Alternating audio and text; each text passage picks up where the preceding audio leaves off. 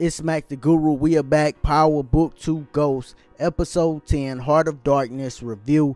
It was a good one, man. It was up and down for me, but we gonna get into it. Make sure y'all subscribe. Make sure y'all like the video. If you subscribe to the channel, like the video so more people could see it. And if you like anything that I say throughout this, then definitely like the video, man, because it's gonna allow YouTube to push it.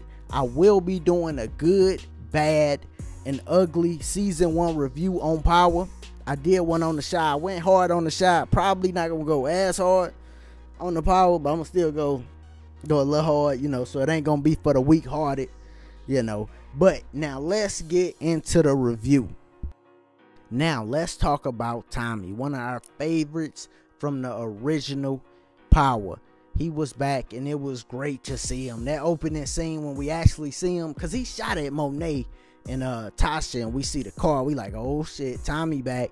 But that opening scene where, not the opening scene, but the scene where he come out of Cash crib checking on Cash, and he come down and he see Tariq and he like, man, get your bitch ass off my car. You know what I'm saying? Like, I was like, yeah, this it's good to see Tommy, man. That Force is gonna be fire. It's gonna be fire. Put in the comments what y'all think Force, if y'all think Force gonna be better than Power Book 2 Ghost. That's gonna be fire though to me. But you know, he had the other scene where he played dead. I was like, you know, where the car blew up. I'm like, okay. But other than that, you know, it was just good seeing him straight up, you know. So I'm looking forward to Force. The only thing, man, he should have killed Tasha. Like, somebody got to pay for all this. The Lakeisha death, the Ghost death, somebody got to pay. Tariq ain't gonna pay, you know, they ain't gonna do that. So Tasha should have got knocked. Like, I don't know why they just let her ride off in the sunset with the cops, unless episode 1 of Force, Tommy gotta whack her. Like, because it's no other reason to do that, you know. Like, for her to just live and ride off with the cops. Ain't no reason for her to just live like that. She got to get knocked. She got to go. Like, so hopefully they knock her, you know, down the road on Force. But it was dope seeing Tommy. Let's get to some other people from the episode, man. Zeke, oh my god. Oh my god, man. This is one goofy dude, dog. Like, I'm like, is it the actor? Like, I don't know if they wrote, like, wanted him to be that goofy doing all them scenes, or it was the acting. I rarely critique people acting because I know it's difficult to do. So I'm not, like, about to be critiquing people acting. But that like, scene with him and Carrie, and then the scene with him and Tariq, both of them was just goofy scenes to me. Like, I'm like, this dude is a goofy dude. Like, the whole way. Then he like, I told you to stay away from Monet. To when he's talking to Tariq. I'm like, this is what goofy dude. He talking to Tariq like Tariq his brother, and him and Monet not family. I'm like, no, why are you talking to him like you and Monet not family? Like, shut up. Like, it was just a bunch of goofy scenes for him. You know, we also got Jabari dying though. You know, which is cool. He played the stalker role the whole episode. Before that, when he seen Zeke and Carrie go into the thing, you see, like, on his face, he like, because, you know, Zeke kind of grabbed the arm a little bit. I pay attention to all the little details. I like that. And then you see Jabari looking all crazy. Now, his death scene really came because, you know, because Tariq put 2 and 2 together, like, dog, you just gonna write a book on everything that's really happening in my life? Like, no, this can't happen. That just makes sense. Kane pop out of nowhere, shoot him, and then Tariq caught a body. End up catching a body. And this wasn't like the other ones where he, you know, shaking with the gun and, you know, panicking. He like looked at him like, yo, and, you know, knocked him off. Like, he caught a straight body, you know, and really, you know, I don't know, like it was different. He took that one. This whole episode, Tariq was acting more like a man. Even with his mama, when him and his mama was talking, he like, yo, nah, we gonna do it like this, you know, which end up sparing her for the moment. Hopefully she died later, you know, but he spared her for the moment with the cops. Monet, he called Monet to pop up on Tommy for his backup. I did like the chemistry with him and Diana too. That was dope. His chemistry with Diana was real good. With them talking and stuff, I'm like, okay, maybe I was rooting more for Lauren, but maybe I could see Diana because, you know, Lauren asked to go to the court with him, and he like, no, you know, because he know Lauren ain't really about that. But, you know, he more comfortable talking to Diana about everything because he knows she in the life. So, all right, I see it.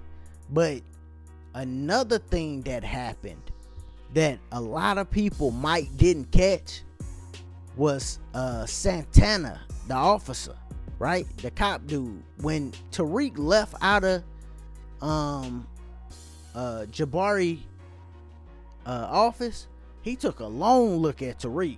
Like he turned and they made sure, see stuff like that, they make sure you see it. Like he turned and looked and took a long look. So it's gonna be good to see what he got going on with this whole thing. Like, is he somebody from the past or whatever? You know, it's gonna be good to see more of him because he a dope actor too. He been acting for the longest, so I know he gonna have a bigger role. They wouldn't have just brought him on and do a small role like that. So he gonna definitely have a bigger role in season 2 for sure. Now we already discussed Monet.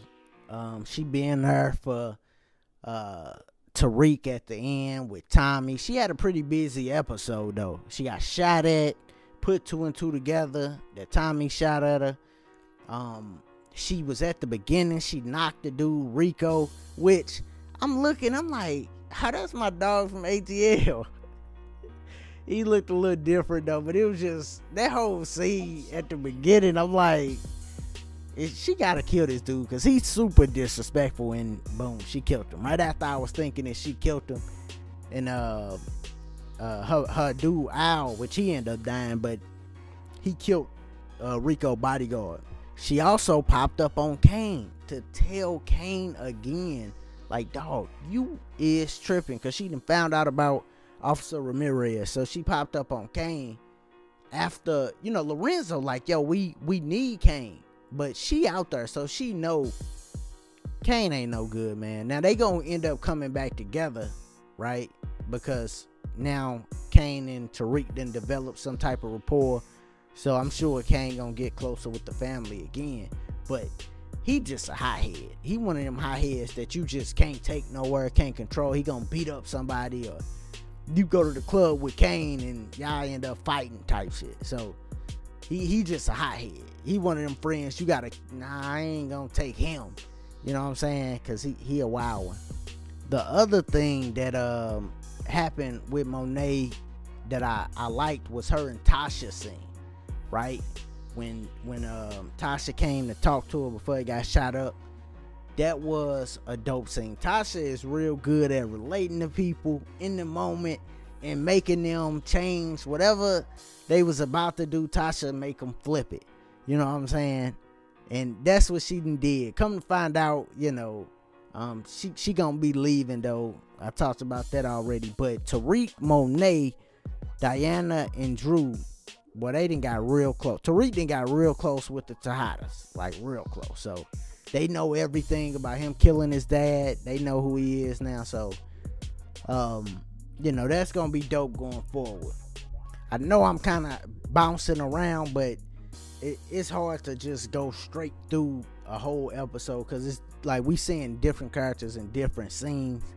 The last scene that I got to touch on is the court scene, because we know now going forward, Saxe and Davis gonna be working together again, which I still don't think that relationship gonna work.